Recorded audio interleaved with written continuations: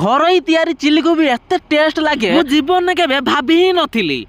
ଜୟ ଜନ ସାଙ୍ଗ ମାନେ ମୁଁ ରାଜା ମୁଁ କାମ କରେ ହାଇଦ୍ରାବାଦ ରେ। ଆଜି ସଞ୍ଜ ବେଳେ ଡ୍ୟୁଟିରୁ ଆସିକି ଟିକେ ଚା ପିଇବା ପାଇଁ ଇଚ୍ଛା ହେଲା। ଏମିତିରେ ଶୀତ ଦିନରେ ଚା ପିଇବାର ମଧ୍ୟ ସିଏ ହିଁ ଜାଣିଛି ଯିଏ ଶୀତ ଦିନରେ ଚା ପିଏ। ଆଉ ତମ ମାନଙ୍କୁ ଚା ପିଇବା ପାଇଁ କେମିତି ଲାଗେ ପ୍ଲିଜ କମେଣ୍ଟ କରି କହିବ। ଚା ପିଇ ସାରିଲା ପରେ ମୁଁ ଅଟା ଦଳିଆରେ ଲାଗିଗଲି। ଯେହେତୁ ରାତିରେ ଆମେ ରୁଟି ଖାଉଛୁ ତ ଅଟା ତ ଦଳିବା ପାଇଁ ପଡିବ। ଆଉ ଏପଟରେ କଟି ଯାଇଥିବା ବଲ କୁ ସିପୁଆଇ କାଢି ନୂଆ ବଲ ଲଗଉଛି। ଯେହେତୁ ଆଜି ଆମ ରୁମ ରେ ଗୋଟେ ନୂଆ ଆଇଟମ ହବ ତ ସେଥିପାଇଁ ପବିତ୍ର ଏଇ କୁବି ସହିତ ସିମିଲ ଲଙ୍କା କାଟିଆ ଲାଗି ଆଉ ସିପୁଆଇ କଥା କଣ କହିବି ବସିକି ତାର ଫ୍ରି ଫାୟାର ଖେଳୁଛି। ସତ କହିବାକୁ ଗଲେ ମୁଁ ବି ଫ୍ରି ଫାୟାର ଖେଳେ କିନ୍ତୁ ଏବେ ଖେଳୁନି। ଯୋଉମାନେ ଫ୍ରି ଫାୟାର ଖେଳ ଟିକେ କମେଣ୍ଟ କରି କହିବ। ଆଜି ଯୋଉ ଆମ ରୁମ ରେ ନୂଆ ଆଇଟମ ହଉଛି ସେଇଟା ତମେ ଖାଇଛ କି ନାହିଁ ସେଇଟା ତ ମୁଁ ଜାଣିନି। ସେଇଟା ଆଉ କିଛି ନୁହଁ ଚିଲି କୋବି। ଯୋଉମାନେ ଖାଇଛ ତା ଟେଷ୍ଟ କେମିତି ଲାଗେ ପ୍ଲିଜ କମେଣ୍ଟ କରି ଟିକେ କହିବ। ଏମିତିରେ କୋବି ଛଣା ସଇଲା ପରେ ଯୋଉ ଭଳିଆ ଭାବରେ ଦେଖା ଯାଉଛି ଆଉ ମୁଁ ଡେରି ନ କରି ଗୋଟେ ଟେଷ୍ଟ କରିବାର ଲାଗିଗଲି। ସତ କହିବାକୁ ଗଲେ ଛଙ୍କା ହେଇଥିବା କୋବି ବହୁତ ଟେଷ୍ଟ ଲାଗୁଥିଲା। ଆଉ ଏବେ ଫାଇନାଲି ଆମର ଚିଲି କୋବି ରେଡି ହେଇଗଲା। ଆଉ ଏପଟରେ ରୁଟି ବି ସବୁ ହେଇଗଲା। ଆଉ ଏବେ ପାଳି ଆସିଲା ଖାଇବାର। ରୁଟି ସହିତ ଚିଲି କୋବି ଖାଇବାର ମଜା ସିଏ ହିଁ ଜାଣିଛି ଯିଏ ରୁଟି ସହିତ